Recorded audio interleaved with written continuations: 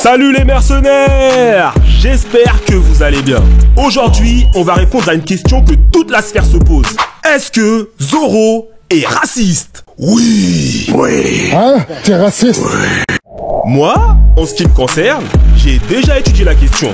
Mais avant d'avoir mon expertise, abonnez-vous, mettez un pouce bleu, let's go! Ah ouais, action! Zoro Roronoa était un jeune garçon certes turbulent, mais très studieux. Il a poursuivi un cursus en STAPS, spécialité Kendo, au village Shimotsuki, situé à East Blue.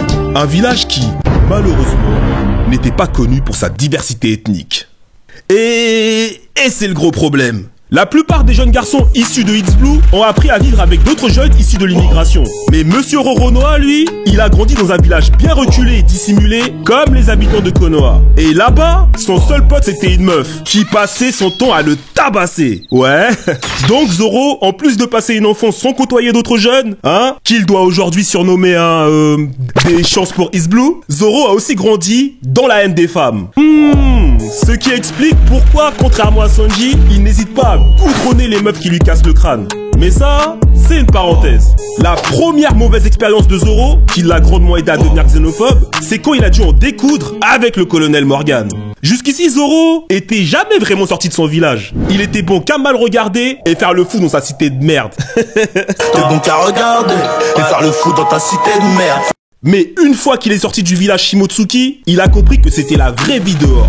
Sur l'île de Shell, le marché était très clair avec le colonel Morgan. Zoro devait tenir un mois sans manger, afin de sauver une gamine. Pourtant, à quelques jours de la fin de sa grève, ce bandicoot géant de Morgan a quand même essayé de le faire exécuter. Ce jour-là, Zoro a compris une chose. Une partie de la population sur Terre n'a aucune parole. Mais ça, honnêtement, c'est de la faute de Roronoa. Comment tu peux faire confiance à des chacals comme ça? Le colonel Morgan, c'est un Renoir. Il doit faire 1m90. Il fait encore des tatures blondes à plus de 27 ans. On dirait les mecs du 18e et du 19e arrondissement de Paris. Mais bien avant cette mésaventure, Zoro, il était déjà suspect. Déjà, comment t'expliques que ton objectif professionnel, c'est de devenir chasseur de pirates? Vous en avez assez, hein? Vous avez assez de cette bande de racailles. On va vous en débarrasser. Pour moi, ça, c'est comme les petits qui disent que quand ils seront grands, ils veulent devenir des mecs de la BAC. Même pas policiers. La BAC, ça, c'est une excuse pour avoir le droit de courser des petits jeunes, bien Sofiane Bouffal, bien Malangsar. Ok. La BAC de nos gens, ils aimaient trop ça en plus. Ok. Zoro sur East Blue, ses collègues chasseurs de pirates, qu'ils devaient l'appeler le Z. Le dernier mec que j'ai vu porter ce surnom, c'était... Bref. La deuxième mauvaise expérience de Zoro avec un individu issu de la diaspora africaine, c'était contre Mr. One. De son vrai nom Das Bones Diarasuba, ce jeune homme d'origine guinéenne a grandi à West Blue, à l'opposé géographique de là où a grandi Zoro.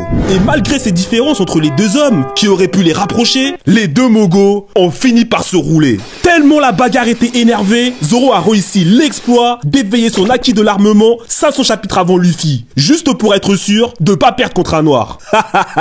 En vrai de vrai, moi je pense qu'il y a eu un remix de l'histoire contre Mihawk. Quand Zoro il a juré sur sa grand-mère qu'il allait plus jamais perdre. Je suis sûr en vrai, il a créé qu'il allait plus jamais perdre contre un noir. À chaque fois qu'il est contre un mec un peu basané, il sort une masterclass. Contre Pika, le bouc fait quand même 40 000 mètres de hauteur. Ok, il a une voix artistique et bien aiguë. Et il doit faire des TikTok de danse malgré sa grande taille. Ouais, un peu comme le Mogo géant avec son équipe de Renault en costard là. Mais quand même, Zoro il l'a plié, lavé, repassé. Alors qu'il était même pas en tenue de combat. Zoro était en smoking, comme Jason Statham dans Le Transporteur. Il sortait d'un entretien d'embauche, il est arrivé, il a tordu Pika. Je suis sûr que la raison c'est parce que Pika c'est un blackie. J'en suis sûr. Maintenant, on va être un peu plus sérieux. Voilà, plus solennel. Là, on est sur Wano et Zoro brandit Enma. Les gens, ils croient que Zoro, il est choqué de la réaction du sabre. Alors qu'en vrai, ce qui lui fait le plus mal, c'est d'avoir son bras qui devient noir. Et l'apothéose de son aversion pour ce qui est un peu plus foncé que lui, on va bien se rendre compte maintenant que Zoro a brisé le masque de Ki et qu'il est sûr et certain que c'est un Renoir. Il va le goudronner. Bref, je vais pas non plus pousser en remettant la fois où Zoro a chiffonné un grand Renoir musclé et artistique. On va pas rajouter de la transphobie à son casier déjà chargé. Il y en a, ils me disent que lui là, c'est une fille, alors qu'il a la morphologie de Francis Ngannou. Oda, franchement ça sera sur moi. À savoir ce progressisme. Et cerise sur le gâteau, Zoro voulait faire virer le seul Renoir de l'équipage, ce Camerounais au long nez de Usopp. Bref, comme Zoro et Claude Nougaro disent, Armstrong, je ne suis pas noir, je suis blanc de peau. Ah, les mercenaires, merci d'avoir regardé cette vidéo. Abonnez-vous, mettez un pouce bleu et faites exploser le mercenaireship. On se dit à plus tard. Bebex. Ok. Merci à tous. Rien à foutre qu'il a 13 ans, il veut bosser, il prend une taquette. Wow. Là d'où je viens, l'argent c'est l'argent, on ramasse son balai, pas les miens. Wow. Monsieur, je t'ai fait des AR. Wow. On est sous madame particle hardcore. Wow. Tiens, encaisse comme une machine, mon salaud. Wow. Je suis un chaman, fume la G13, pas la beuh de Paname. Arrêtez pas là, dortez pas là. Tes contacts dans le 13 et tu parles dans le 16, tout dans les ghettos.